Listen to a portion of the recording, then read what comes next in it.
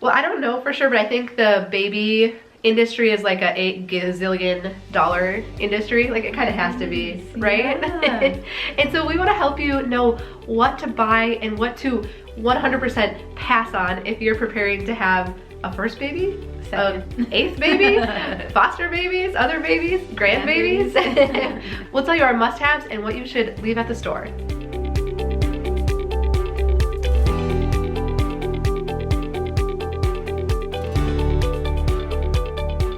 Well, hi, I'm Dawn from The Minimal Mom, along with my twin sister Diana, and we are talking about baby stuff today. Because baby number 2 is coming, and we have so much wisdom now. Yes. So Dawn has 4 kids now. They're not babies. I think if you were having baby number 5 right now, you honestly would need like a cardboard box and a receiving blanket, and you would be like fine. Well, we've actually been thinking about that for thinking about doing foster care, and so it really is. And I know there's been other parents too that have said the same thing. Either foster care, grandparents wanting to know what are the essentials to keep at your house. It is so little. It is just like so They're so little. Yeah. They need so little. They're actually not as needy as the Target baby section makes it seem.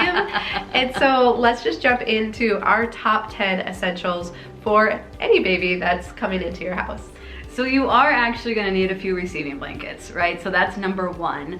Now we have these awesome muslin blankets. Yeah, we didn't have those. And what's so beautiful about it is you can use it to swaddle the baby. You can use it as a burp rag. They're actually very absorbent. Remember the flannel ones that like... It would like roll off. What was the point of that? You just smear everything around everywhere. They're super washable. It's actually the only thing I used as a nursing cover. Yeah. And even as a first-time mom, I figured it out pretty quick because they're very big. They're big. That's what I thought. And then I wasn't Yep. having to carry around a whole separate thing. And so honestly, 3 to 5 muslin swaddle blankets and you're good to go. And get them in gender neutral colors because they will last forever. Like they should last really through all of your babies. Exactly. So. All right, number 2 is 5 sleepers and 5 onesies.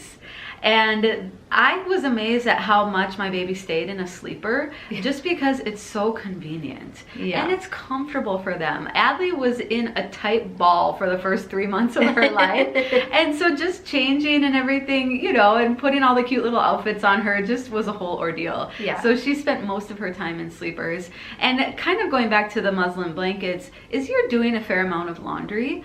And so I found we have never had more than 5 sleepers and 5 onesies in any given size at any given stage. Well, I would say for the newborn stage, you probably only need 3 sleepers, but then for the 0 to 3 month and then the 3 to 6, that would be a great thing to register for. And pro tip, do not take tags off of baby clothes until they wear them. I mean, Adley probably only wore, what, 2 dressy outfits for the first 3 months? Well, and don't feel like you need to pre-wash everything. No. That's another, it's a fun nesting thing to do, but honestly, you just don't know what they're gonna need. If you have a 9-pound baby, you're gonna skip the newborn phase. Right. You know, or I had a 6-pound baby, so we stayed in it longer. And so you just don't know what you're gonna need. And again, you're gonna be doing laundry consistently. You might be surprised that these really cute outfits that you're getting, that they don't end up wearing them, and that's okay. Leave the tags on so you can return them to the store and get bigger size clothes for when they get a little older. Exactly. For number 3, let's talk about your diapering station.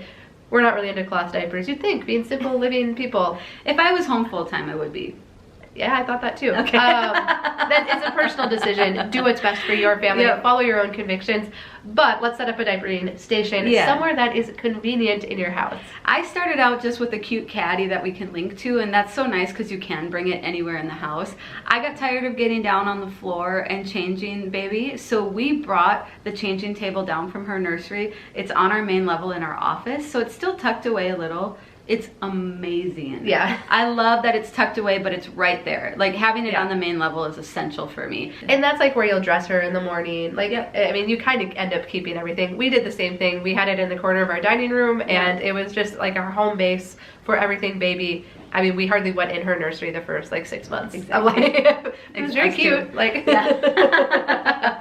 Oh, and I wanted to let you know that Diane and I recorded a video about our top 3 tips for creating your baby registry, especially if you're hoping to keep things simple. And we also talked about her favorite things baby shower. That was really fun too. So we posted that video on both IGTV and Facebook, so I'll put the links down below. So that brings us to, we need someplace for baby to sleep. Adeline did not use her crib the first year of life. We co-slept when we said we would not. She lived in her bouncy seat or in our bed. Never slept in her bassinet either. Yeah, some babies need to just be a little bit upright. That's where a rock and play has been pretty popular. It keeps them a little upright and kind of snuggles them a little. So essentially what we're getting down to is you're gonna need someplace for baby to sleep, but you might not know what it is, or you think it will only be the crib, but it ends up being your bed. And so borrow this. Yes. You know, you will find bassinets around every corner. A rock and play can be easy to come by. And because I know when you're nesting and you're getting ready for baby, you need to have some place visually where you're thinking, okay, that's where I'm gonna place my baby at night. And we did use the crib once Adeline got older. You know, pack and plays are popular, but we didn't use that till she was much older and we were traveling. We never used the pack and play in our house when she was a baby. It was too hard to get her down there, still asleep. And so, you know, docket tots are very popular. All of these things are a great thing to borrow to find out what it is your baby likes sleeping in and how the sleeping situation is going to go at your house. I registered for a pack and play and I wish I hadn't, because we don't use it and they're so easy to come by, because you would have just given us yours. Yeah, you could have had it. Okay. All right, number 5, when you're going out, you're gonna need something to put all that baby stuff in. They have so many cute diaper bag backpacks now. My main tip, and the one that we'll link to, it's inexpensive. It's only $30, but it's held up. It gets destroyed amazingly well. And ours has been amazing. But the thing I like about our backpack diaper bag is it's stiff and it stays upright. So some of them are kind of saggy, and so this one, you open it up, you have everything right there. The main thing I would say is don't get one that's too big. You actually, a few diapers, a change of clothes, and some wipes, and you're out the door. Those pockets on the side, of course, are essential for bottles, and just keep it compact. And the best tip I heard about choosing a diaper bag is choose something that your husband wouldn't mind carrying. So ours is a wonderful neutral gray.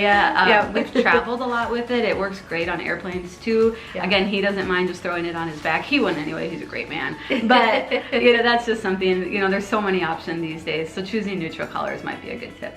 And bottles. So who knows what your baby is gonna like for bottles? Yeah, this was a big surprise to me. I registered for the nice organic glass bottles, whatever.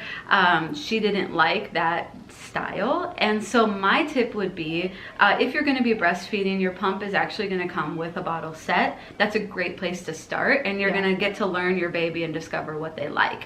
If you're planning on doing formula right off the bat, then choose one simple set that gets good reviews, and then don't be surprised though if you end up evolving with baby down the road. Adeline would drink anything we put in front of her face. Maggie was the complete opposite, and we probably tried 8 different bottles until we figured out something. I don't even know if in the end it was the bottle or that she just finally got a little bit older. And so buy a small set in the beginning, but don't invest in a big set, even if they get, you know, the Dr. Brown or whatever, all the best reviews. I have an amazing bottle brush that I'm going to link to. It's $3. It's awesome. Pacifiers along those lines. Again, you get them in the hospital, baby may or may not take to it, so I wouldn't get those or buy those in advance. All right, now when baby is sleeping, you're gonna wanna peek in on them, right? And see how they're doing. So I'm gonna link to our video monitors. They got great reviews and they're really cost effective. I felt like they were the perfect balance of not over investing, but having a good quality video monitor. And I was surprised because I would have said that is like an indulgence. We don't need baby. You know, people have been monitoring their babies. It's awesome. It's awesome. Just peeking really in helpful. And seeing them, or knowing like when they're crying, if they're standing up crying. Now that's our phase. Like, okay, no, she's serious. Or just squirming, settling back in. I'm gonna settle back in and go to sleep. So, and especially if you're doing sleep training, it's just really nice to kind of visually see where baby's at. And I love it. I think it's worth it. So along those lines, you're also gonna need a good top of the line, spend money sound machine. Really? How much did you spend on yours? No, I didn't spend a lot. I'm just saying this is essential. I feel like the white noise machine is as much for baby, and you'll be amazed at how much sound it diffuses, as it is for mama. Because you develop a hypersensitivity to sound when you have a sleeping baby in the house. Like, I can't believe how my husband can carry on a normal conversation, like normal level, when the baby's sleeping. And I know. She can be across the house. She can be across town. And I would be like, baby is sleeping, can you please be quiet? And so So having a really good white noise machine gives me that peace of mind. Yes. That other noises, I can do laundry and it's not gonna wake up baby. So we're gonna link to a good one. I think mine's around $20. Yeah, it's that one. So we actually got to the point where we always had a backup on it too, because the kids came to rely on it so much. So and it's something with ours. Yeah, we still use. Even it's essential in a hotel room. Yeah. They have travel ones you can put on like the carrier now too. I know a lot of moms swear by that. If you ever get really desperate, here's my new pro tip. You put an additional one outside of their door. Okay. And then it's just, I mean, you are just in a cloud of no sound anywhere. So you say hi. Say I taught her everything she knows. So a bouncy seat would be another thing that we use with all of our kids. Yep. We actually, with Corbin, our third, duct taped it to the counter because you can't put it up high, especially when you have other kids around. Can we say this? I don't know. We duct taped it to the counter and he lived in that thing. No, with baby number 3, safety is key. Like keeping him out of harm's way. And so with 1 and 2, we could have it on the floor and then they were, you know, the other kids were fine. But once, you know, Adeline would want to pull him out. It was, I think Bouncy Seat is universal. You can feel good about that one. I've heard that from most moms. And then the last thing is a carrier. But again, this can be highly personalized to the baby and the season. So like a Moby wrap is something you're gonna use for a very short time when baby is little. You are way too big for a Moby now. And so I know some moms do it when the kids are older. It was, for me, it was too much like, to put on. So I would recommend borrowing that. We used it for a very short time. We're gonna link to the cheap carrier on Amazon. This was awesome. It was lightweight, it was versatile. It wasn't the best ergonomically, technically, but we're short. It didn't seem to strain our back. And so this is the kind of thing, again, I would recommend getting this inexpensive one on Amazon, try it out. And then if you feel like you need to really invest in one, you can look on Facebook Marketplace, borrow one from a friend, and make that investment with a little bit more knowledge of you and your baby. I mean, Gage probably spent 8 hours a day in it, like, till he was 1. Because he was number 4. Yeah. You had 5 kids, 4 and under. So, so season of life can really play into that as well. Totally. So we're gonna put a complete printable down below of our essentials, a few other random small things, like a nose Frida actually does work well, right? We kind of use that a lot. Yeah, it's gross, like so disgusting. And I have a few, I have a few just like favorite things that will, oh, you're gonna show the picture? Who is it? Who is that? You want to show the picture? Or like the old-fashioned diapers for the burp cloths. Yep, those are. Some of those. Nana has one right here. Yep. Oh, there we go. This just turned into a circus. Ready for baby. We're ready. All right. Okay, there's the baby. Yep, we're good. All right, well, we're gonna put a list down below of and links, of course, with all of our top essentials. But please let us know, what have we forgotten? What were your staples when you were having kids? Leave those down below as well. We'd love it if you subscribe if you haven't done so already. And we'll visit with you again soon. Say bye. You say bye? Bye. Bye.